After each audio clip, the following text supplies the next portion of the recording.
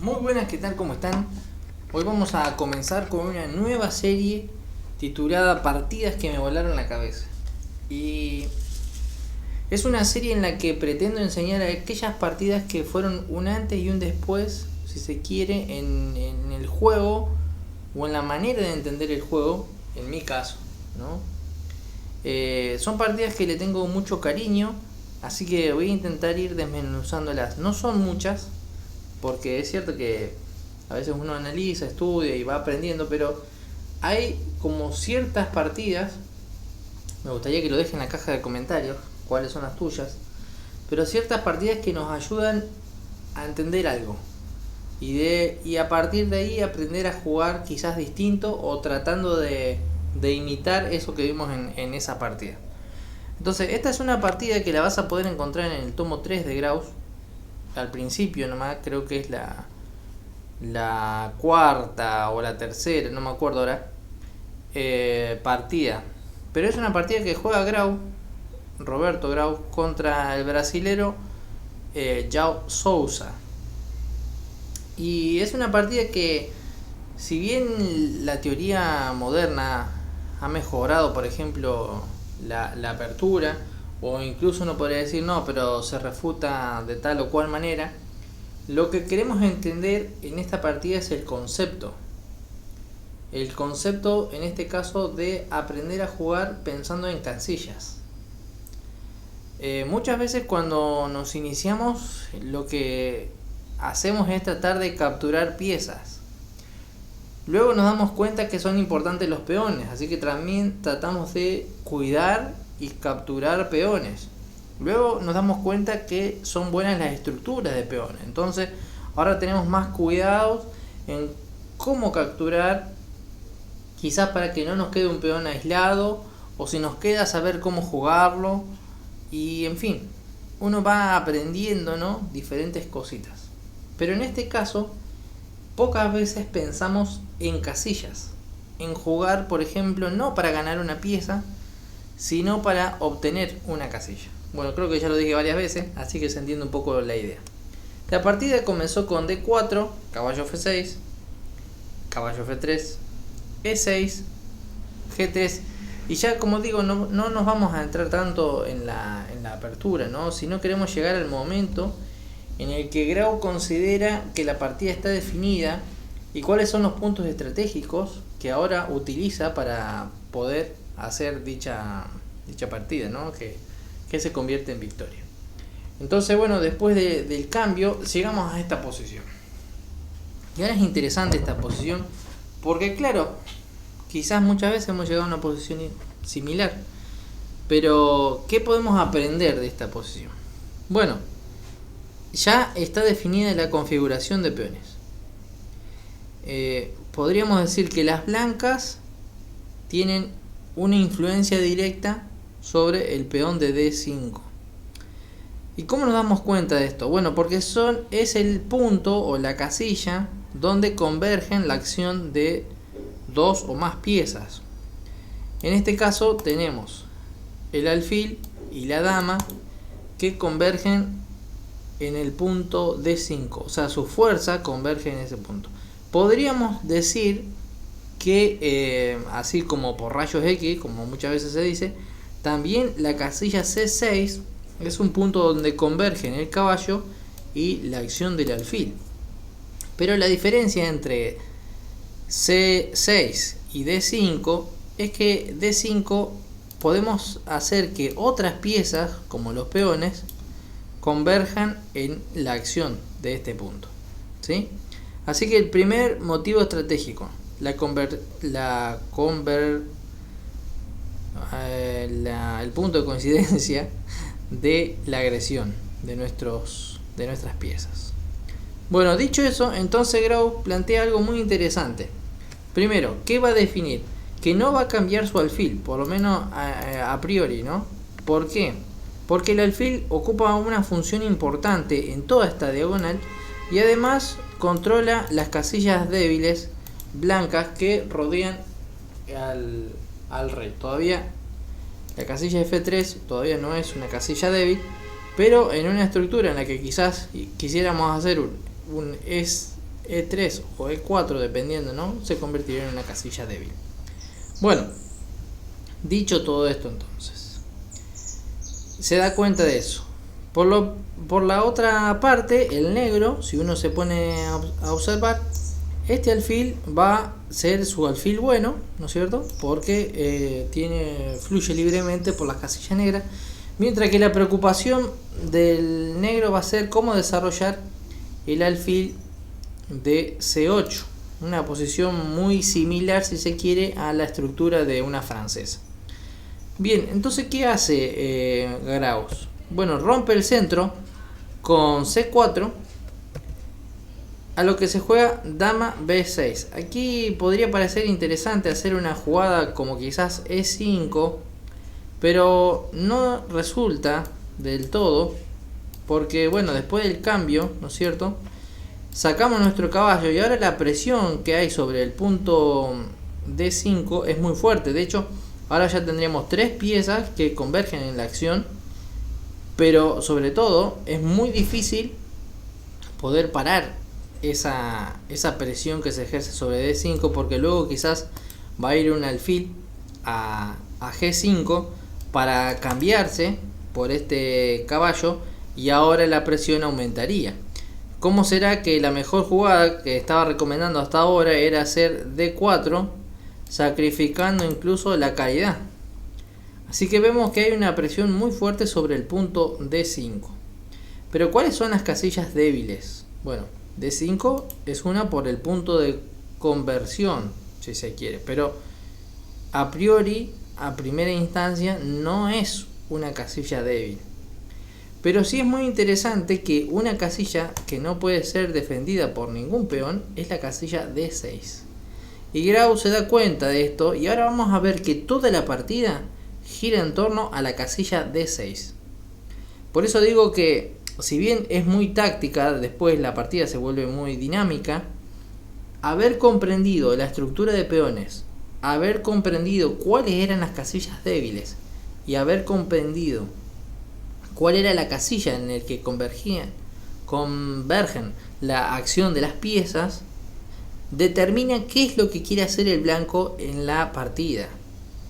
Pensar de esta forma entonces nos va a ayudar a nosotros, primero, a no cometer errores tácticos en primera instancia, pero sobre todo a pensar en un plan estratégico y posicional que puede que nos lleve entonces a una figura geométrica que podamos ahora convertirla en una posición táctica.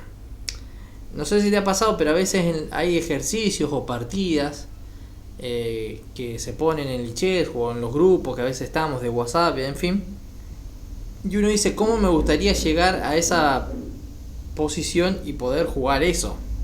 Y uno dice, ¿por qué no llego quizás a esa posición? Porque muchas veces no entendemos estratégicamente cómo llegar a esa posición. Bueno, me estoy extendiendo un poco. La partida entonces no se jugó esto, ¿no es cierto? Esto es lo que decía antes. No se jugó esto, sino que jugó dama B6. Y ahora la mejor jugada era cambiar el caballo, pero acá Graus hace una jugada muy interesante que es caballo B5. ¿Por qué es interesante? Bueno, porque amenaza alfil E3. Al amenazar alfil E3, obviamente que la dama quedaría bastante indefensa, si se quiere, o expuesta, y haría que la captura del peón en C4 sea casi forzada. Dicho esto, entonces, estamos dando cuenta que ya está con el caballo queriendo ocupar o aprovechar la casilla D6, la casilla débil de la posición. ¿Qué se jugó acá? Bueno, se jugó D por C4 porque, como decíamos, es casi obligada, porque bueno, ahora está indefenso el caballo. Entonces ahora desarrolla su caballo de B1 a C3 y aquí el blanco hace alfil C5, justamente anticipándose al alfil E3 que comentábamos. Pero las blancas ahora podríamos decir que han conseguido el punto D6. Han conseguido que ese sea como el tema estratégico de la partida. Entonces juegan caballo D6 jaque, a lo que toman, y ahora se juega dama por D6. Como vemos ahí, la mejor jugada que recomienda el módulo es hacer caballo E7, pero no juega eso Sousa, sino que hace caballo A5. Y ahora es muy interesante cómo va pensando en este caso Graus. Juega dama A3 con una idea clara: poder seguir controlando el punto D6, pero al mismo tiempo impedirle el enroque. Por eso es que, digamos, casi es natural, casi que se va de las manos, por así decirlo. El negro juega entonces alfil D7. Recordamos que ese era su problema: cómo desarrollar el alfil. Al mismo tiempo que quizás provee como una especie de tapada para poder hacer un enroque largo, que sería muy peligroso en este caso, pero claro, está el rey en el centro.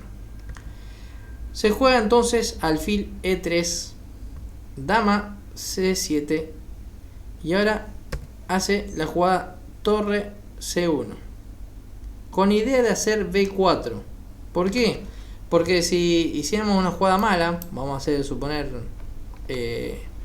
H6, entonces vendría lo que decíamos,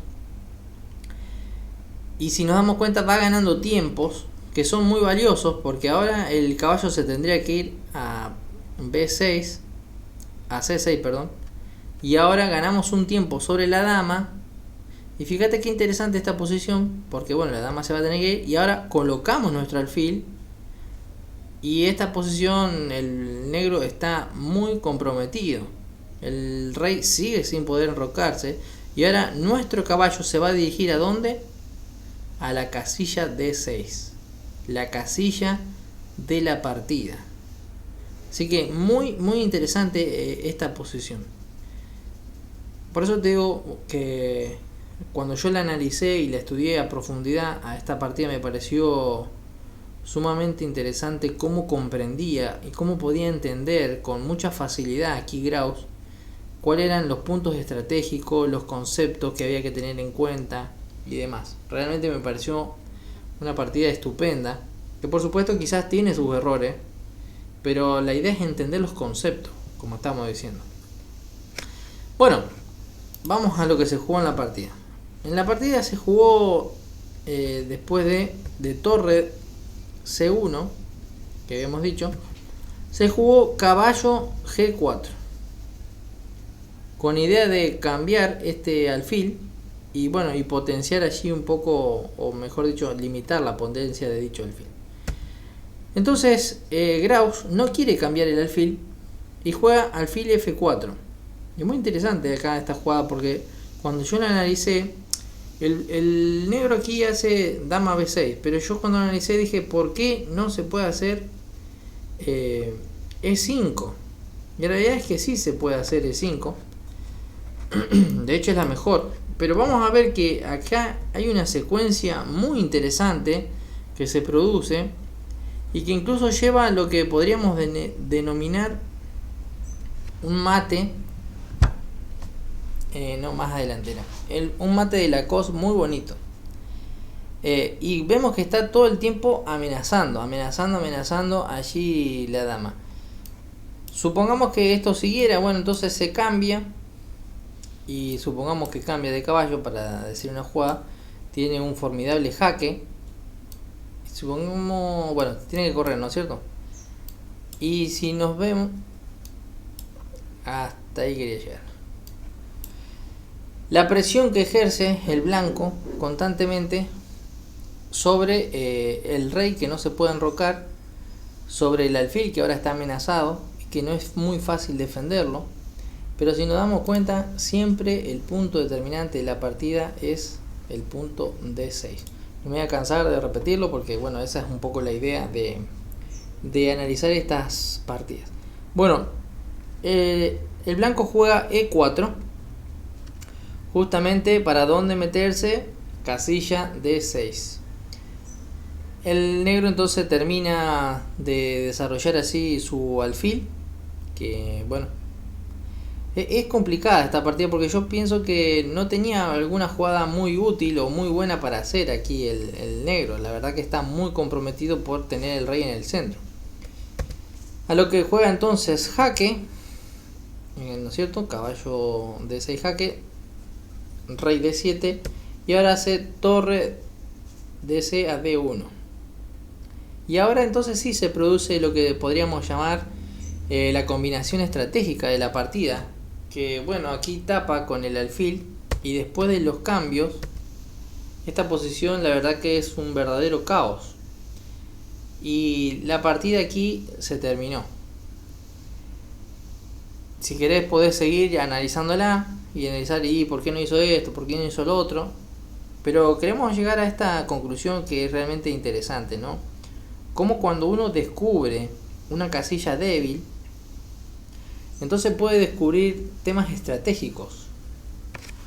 Y cuando descubre esos temas estratégicos, entonces toda la partida se decanta por eso. Y ahora quizás viene la táctica. Y ahí es donde uno tiene que estar entrenado, ¿no? Para poder hacer valer o sacarle provecho a una buena posición. Pero si no comprendemos el valor de las casillas, entonces muchas veces vamos a estar jugando sin saber qué estamos jugando. Por eso me parece que esta es una partida, a mí por lo menos, cuando yo analicé, fue una partida que fue lo que digo, un antes y un después en mi forma de jugar y en mi forma de entender el ajedrez. Aprender a pensar en casillas y no tanto en el material, que a veces terminamos siendo muy ambiciosos, porque bueno, así somos cuando aprendemos a jugar al ajedrez. Bien, comentame qué te pareció esta partida, si la conocías seguramente porque si leíste el tomo 3 de Graul la tenés que haber conocido, pero quizás no fue tan impactante cuando lo leíste, como sí fue en mi caso. Me gustaría saber tu opinión, así que te invito a que escribas aquí en la caja de comentarios y no olvides darle like al video, que la verdad que está funcionando muy bien el canal. Y bueno, la idea es compartir con ustedes lo que uno ha ido aprendiendo. Muchísimas gracias a todos ustedes por aguantarme en este tiempo. Y bueno, si llegaste hasta acá porque realmente te gusta el ajedrez y querés progresar. Un saludo de mi parte y bueno, arrancamos esta serie también. Se llama Partidas que me volaron la cabeza. Nos vemos en el próximo video.